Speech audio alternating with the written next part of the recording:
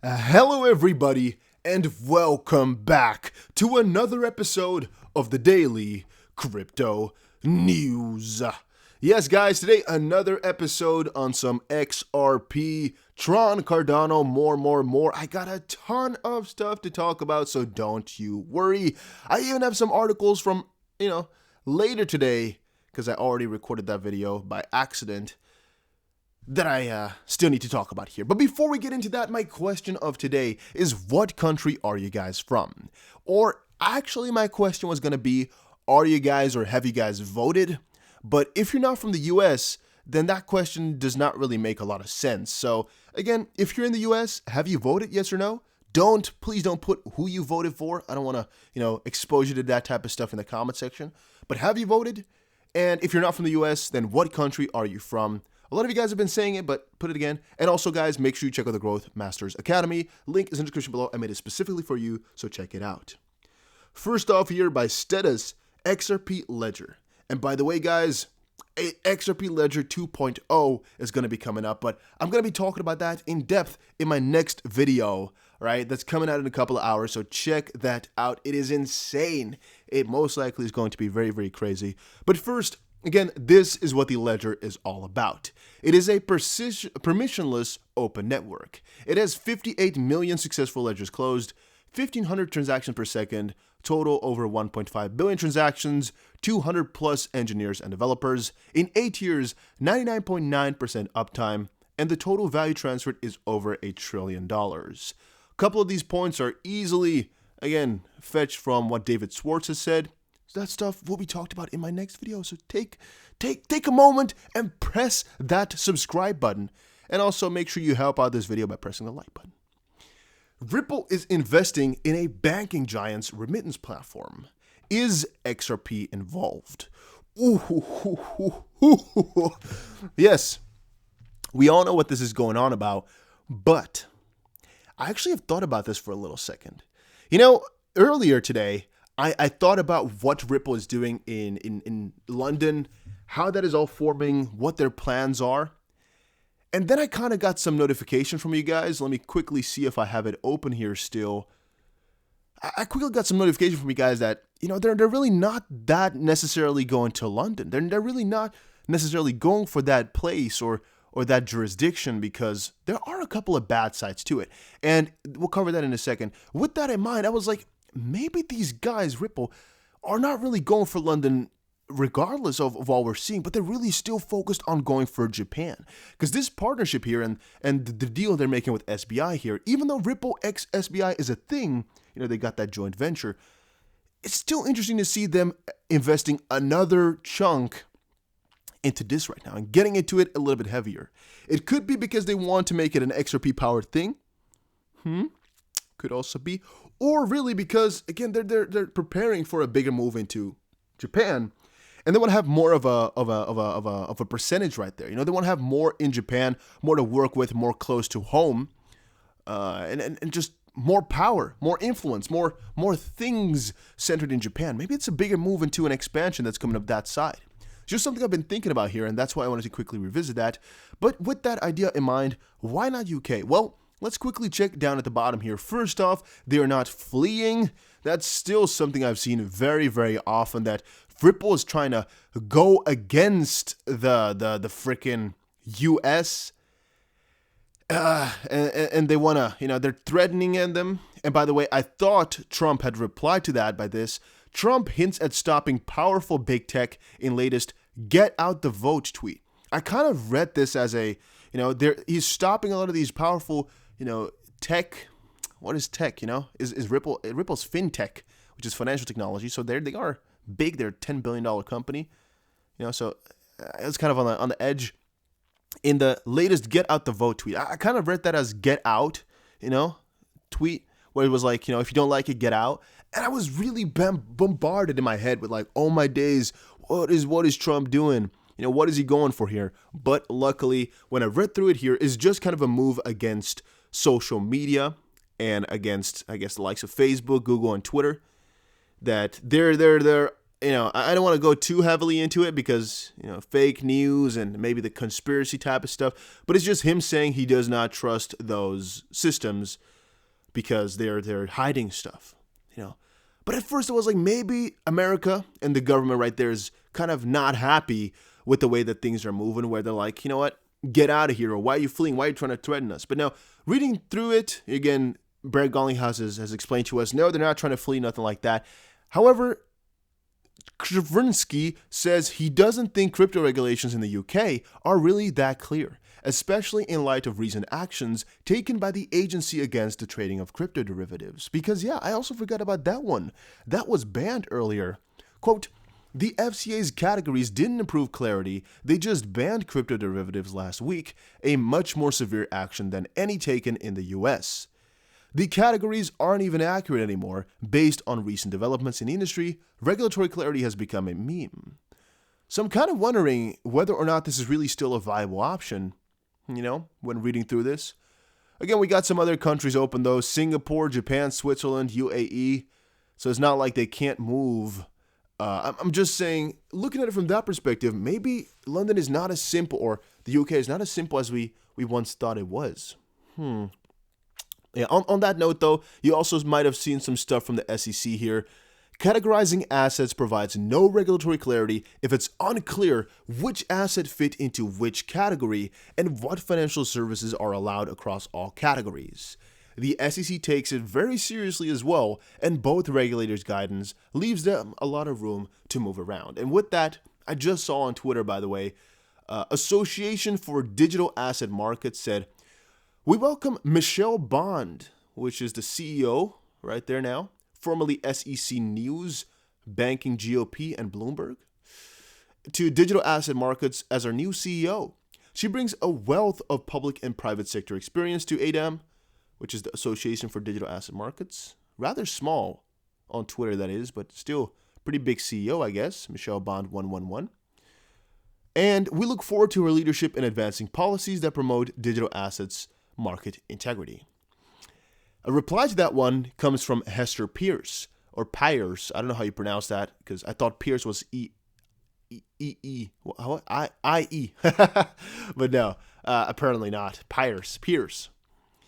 Congratulations. I'm looking forward to discussing digital asset regulatory issues with you. And, this one might not seem like something big on its own, because it's just, maybe friends here talking with each other. But if you start to think about who she really is here, Hester Pierce, SEC Commissioner. My tweets are my own and may not reflect the views of the SEC or any other SEC Commissioner. So, again, it's not like this is necessarily something very, very bullish or anything like that, but it could be. Because these guys, they are talking about it, and it's getting heavier and heavier. And now a new CEO has just been appointed to this Association for Digital Asset Marketers or Markets. She's even the CEO. She's formerly from SEC News, which is, I don't know if that's just the normal SEC or if this just is the news section where she's just a good writer. I don't know too much about that, but still, if you write about SEC stuff, you got yourself some connections with those guys because they got a lobby and stuff maybe as well. However, point of the matter is that Hester Pierce here is very excited to talk with her about this regulatory stuff and issues. She's very good, right? That's a very positive thing to come out. Yeah. I don't know any bad stuff with this. Very good. Very, very good. Pretty excited about this one, to be completely honest. I had some more stuff. I have a lot of stuff open here, guys. A ton of stuff to cover. Another piece of speculation I saw from Crypto Quebec, who always comes out with the crazy heavy articles, but it's interesting though. The Fed is running out of money. And by the way, if you're liking this far, make sure you press the like button. I put a lot of effort into making these videos as cool as I can for you guys, but voice crack, no, I've been recording for too long today. But if you have any feedback, let me know in the comment section. I read every single comment. Don't forget, they're still transferring that $80 trillion of $200 trillion in bank contracts from Libra/USD to SOFR. The Fed has guaranteed to cover any percentage losses due to those transfers also. I think that's what these articles are also about here. As Washington delays stimulus, the Fed is running out of ways to help the economy. Well, yeah, we got some, we got a couple of ways to do it, but none of them are really that nice.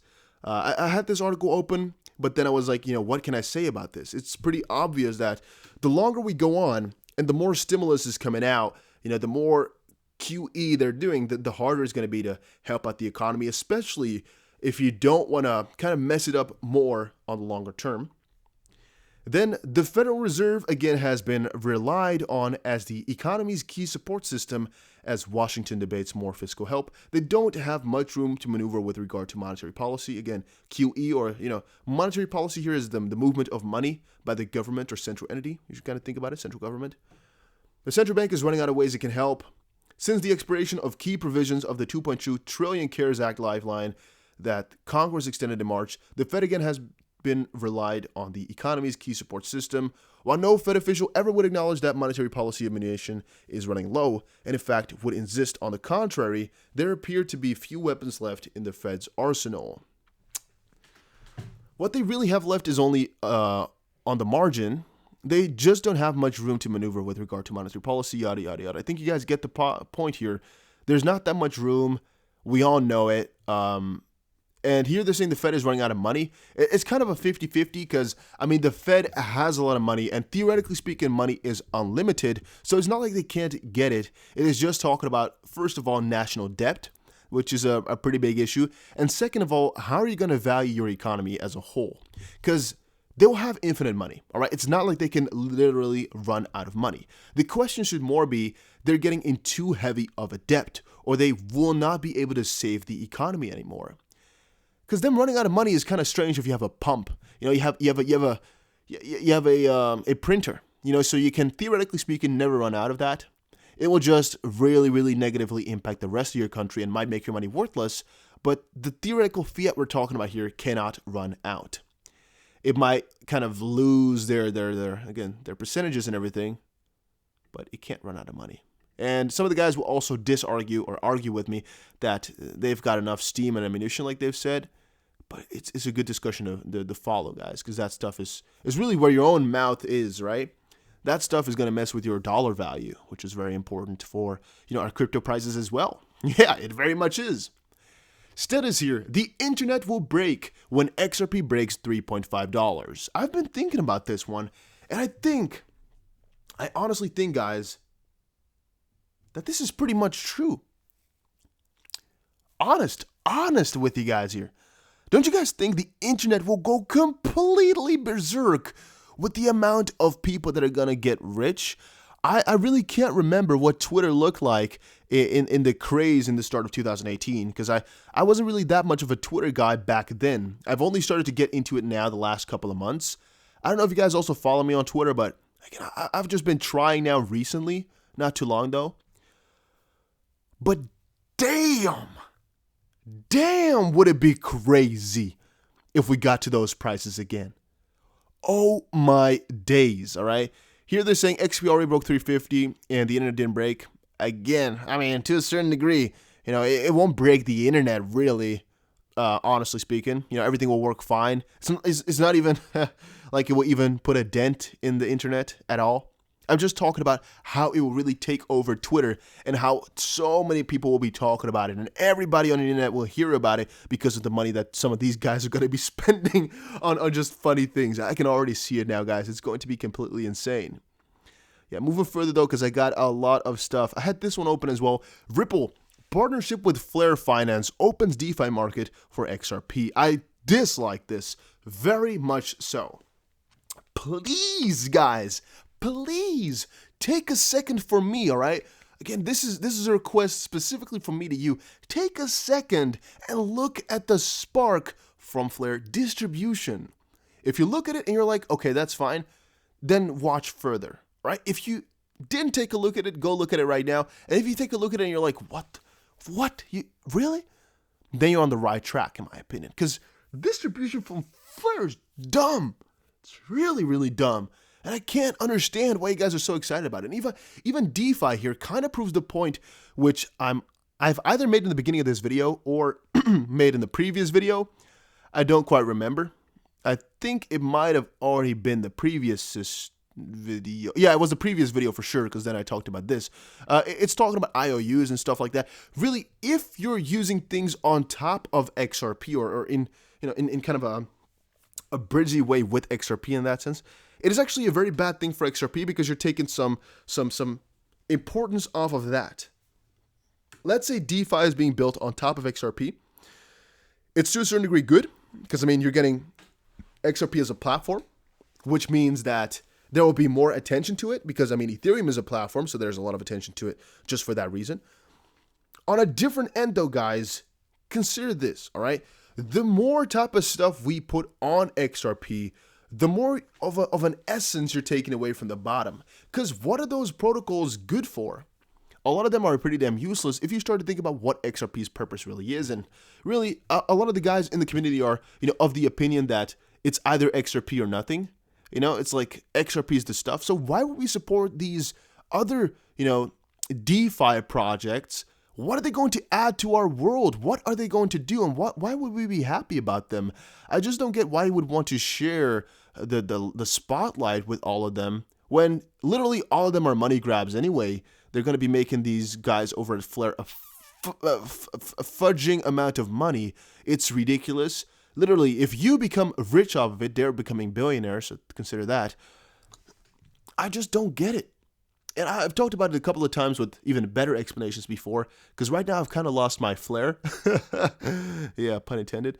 But, sometimes I look at it and I'm like, this is just stupid. But yeah, maybe you guys know a good reason as to why it's useful. Here they're saying we'll add utility. I don't think so. I don't think so at all. Yeah, however, this one again, it's an interesting article to read because I can understand how, as a president, if you're running for it, and they're in your opinion, whether or not that's a lie, that's not up to me. In your opinion, they're portraying false facts. I can understand how that can be very frustrating. I've also had a battle with, I don't remember exactly what it was. I don't remember exactly what forum it used to be, but it was a back and forward of like, I've explained the facts, and some other guy was like, nope, it's completely opposite, so take it down. I think it was copyright issue with maybe Instagram or YouTube. No, it was definitely Instagram. Never mind. Or maybe it was a PayPal dispute. One of those two things. It's either a PayPal dispute or an Instagram copyright strike. And I just had the evidence. I was like, man, this stuff, what you're doing is fake. Go away, please. Why bother? And they're like, nope, you're fake. And it's just, that's the answer. And they're like, okay, this guy is clearly saying you're fake, so you must be fake. I'm like, what? What are you basing this on, man? Show all the facts. And it was just a back and forward because that guy had a bigger company. That can kind of put me into the dirt of like, this guy's not worth anything. He has no authority and stuff like that. We want to take him down, so he has to be taken down. It's like, man, what? And maybe you can't see the relationship between this and that. The thing is, there's one entity that has kind of control in the system that can really manipulate things and these flows to their own, vision or their own way because they have some of the power. And whenever that's used for you, that's kind of cool. If those agencies are working with you or for you or are, I guess, working fine, fairly, it's all good. But once somebody with influence starts to put it upon you or against you, it's becoming rather annoying. And in my case here, somebody with influence within the system used it against me, and he's kind of hinting that his ops are doing that as well. It's still too early to buy Bitcoin. Well, I don't think so. I don't think it's really too early. I've talked about this before, though, in my analysis earlier today. Bank of Canada making progress on CBDC urges Intel cooperation. I don't think we need to go further into this one. He also, the governor of the Bank of Canada says his institution is making progress with a CBDC, although there is no need for it right now. He also urged greater cooperation on issues relating to the digital currency within the G7, and most countries are actively researching or testing CBDCs, but China appears to be the most advanced in terms of progress. Tron CEO announced his Chainlink imitation Oracle project. I don't know why you guys are still with Tron. I mean, Tron has some potential for being a hype project, but it's just so strange. I don't know how we can still be supporting all of this when we know it's just money grabs everywhere and all the time. Cardano releases Daedalus 2.4.0. That's, again, a pretty big thing coming up. I really like Cardano's updates, but again, I've already talked 20 minutes almost here, so I just want to briefly walk through them. Infinito Wallet and Moonstake enable staking and investment tools for Cardano ADA community. This is very specific. A lot of you guys will not have anything with this, but if you had them, it might really be cool to hear about that. And last but not least was gold and silver upswing potential. It's kind of a fun one because earlier I was talking about Peter Schiff. I don't have it open anymore. No, I don't have it open anymore. My bad. I wanted to briefly talk about that guy because he's been so much against us. And I find it so ridiculous that he is. I wanted to briefly showcase that there is a possibility for Bitcoin / crypto and these precious metals to do well. Because, again, the first line was, Chris joins Jim Goggard in HostStreet.com. That's an interesting name. HostStreet. Why would you ever go for that name? Oh, my days. Really? HostStreet. That's so funny. You're like, okay, man. An interview. Okay, man, what's your website? It's HostStreet.com. Ho Street, really? A street full of hoes. No, yeah, I mean Ho Street. Ho Street. That's what it is. He has to explain that 1,000 out of 1,000 times for sure. I didn't even notice that. However, to talk about gold, silver, and the technology sector, this caught me completely off guard.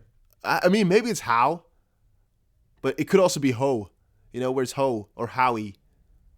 Nah, I like Ho Street most, though. Look at it. Yeah, man. I got my website, HoStreet.com. No, it's not for that. Oh, that's awkward. Very, very funny. I like that. Point was, there's a lot of potential for crypto and these precious metals to do very, very nicely. So there's no hate necessary towards one or the other. It'll all be fine, guys. And things are looking pretty damn juicy for us right now. I'm very, very much excited. But guys, that was it for today's video. Hopefully you all enjoyed it. Take care. Have a very nice day. And also make sure you press the like button and subscribe if you're enjoying these things. To show me that you're a supporter. And check out the Growth Masters Academy. Don't forget to do that.